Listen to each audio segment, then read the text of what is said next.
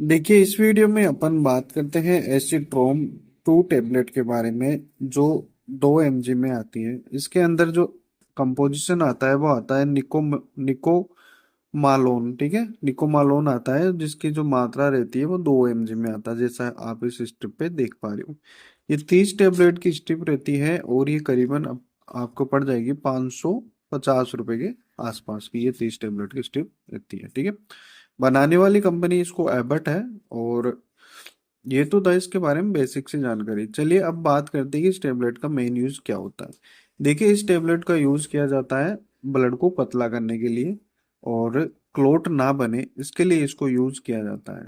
Normal भाषा में अगर आप अ, समझे तो ये टेबलेट खून को पतला करती है, जिससे कि अपने जो हार्ट है, लंग्स है, ब्रेन है, या फिर जैसे पैरों की नसें है, उनमें क्या है, क्लोट ना बने। तो इसलिए इसके लिए इस टेबलेट को दिया जाता है।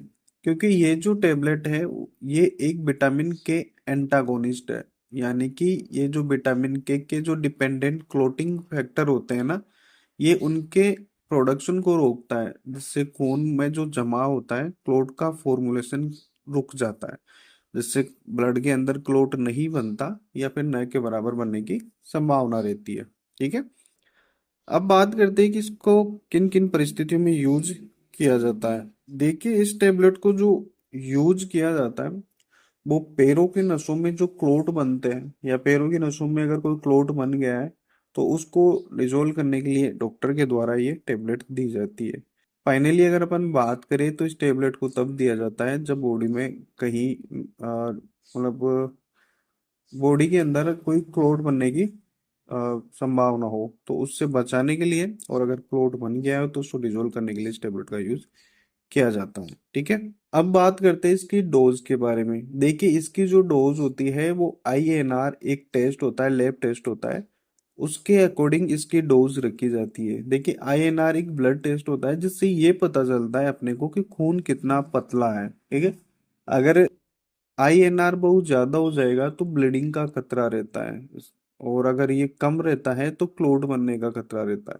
यानी कि सामान्य भाषा में बात करें तो INR 2.0 से लेके 3.0 तक रहना चाहिए। यानी कि खून बहुत पतला भी नहीं रहना चाहिए और वो बहुत गाढ़ा भी नहीं रहना चाहिए। ठीक है, तो इसकी जो डोज रहती है वो INR international normalise ratio test के आधार पर रखी जाती है, कि शुरू में 1 mg देनी है या 2 mg देनी है। फिर उसके बाद जैसे ही ब्लड टेस्ट वगैरह और होते हैं तो उसके हिसाब से इसकी जो डोज है वो बढ़ाई जा सकती है। ठीक है, अब प्रिकॉशन में क्या रखना है। अगर ये टेबलेट आप कंज्यूम कर रहे हो तो आपको काफी सारी चीजों का ध्यान रखना है, क्योंकि ये ब्लड को पतला करने का काम करती है।